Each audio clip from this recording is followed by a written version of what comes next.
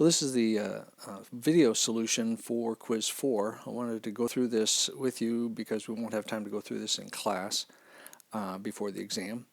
But these relative problems are important kinds of problems. You're going to see this again in future coursework, and it's just they're pretty interesting.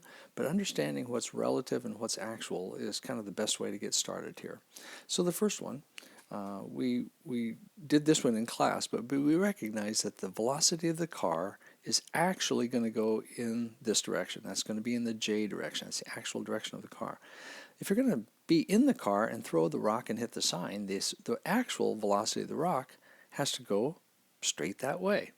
If you throw it from here and for you hit the sign, it has to go in a straight line that way. So those are the two actuals that we know that we can know from observation, whatever.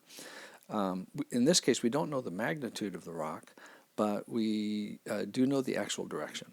All right, with the relative term, the with respect to term, sometimes those clues are given in the problem, so let's look carefully here. It says that he can throw the rock at 60 feet per second relative to the car.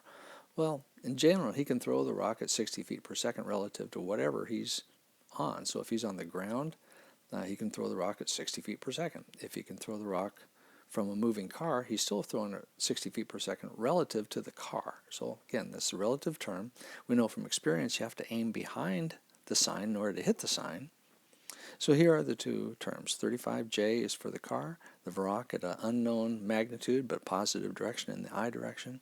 And then for the rock with respect to the car is 60, that's our speed, and then we have a cosine component and a sine component. So here is our vector triangle. We're going to say that the velocity of the rock is the velocity of the car plus the velocity of the rock with respect to the car.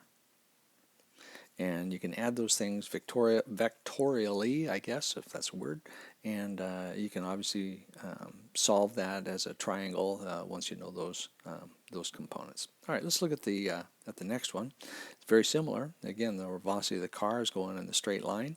In order to hit, if I'm going to stand here and hit the car, then I have to aim ahead of the car, going that way. And so those are going to be my actuals: velocity of the car, velocity of the rock.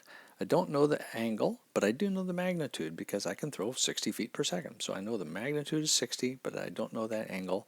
I know I have to collide out there someplace. So here, and the important thing with the relative term here is from the car's perspective, it looks like the rock is hitting straight here. And so that's where a little bit of a understanding of how the relative things, but this rock with respect to the car is going straight at him, and that's an important understanding from how you, or an important understanding, I guess is what I'm trying to say. All right, so let's look at the vector triangle then, or let's look at the pictures. 35I, I got 60 feet per second with an unknown angle.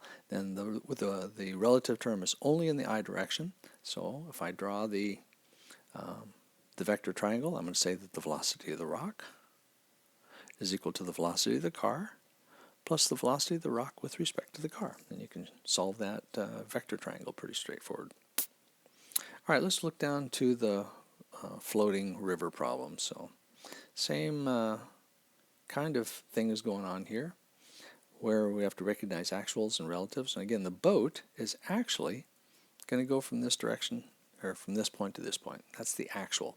We know the river actually flows in the I direction. The relative term, again, is given in the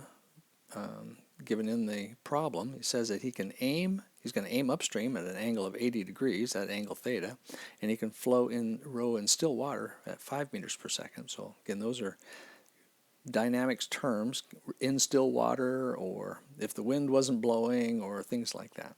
All right, so let's look at the actuals. 3 there. I don't know this angle alpha because the magnitude x wasn't given, so I have to kind of leave that as an unknown. In fact, that's what we're solving for, is where does that distance x, so we're basically solving for that angle. So here's our vector triangle then. We know where the velocity of the boat is actually going to go in this direction, and it's composed of the velocity of the river plus the velocity of the boat with respect to the river.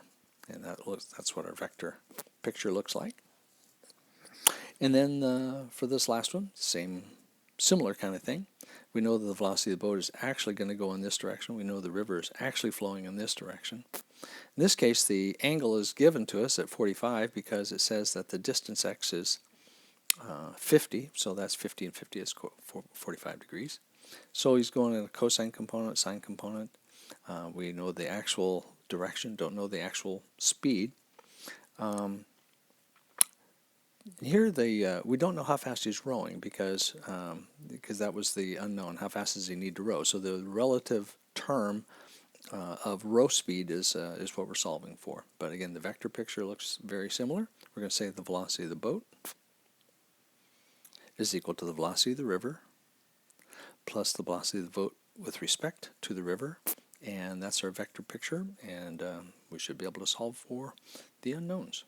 All right. So again, it's very important to get all these relative and actuals straightened out at the very beginning of the problem by writing these things down, and that's the way we will do it on the exam, or that's the way I'll ask you to do it on the exam.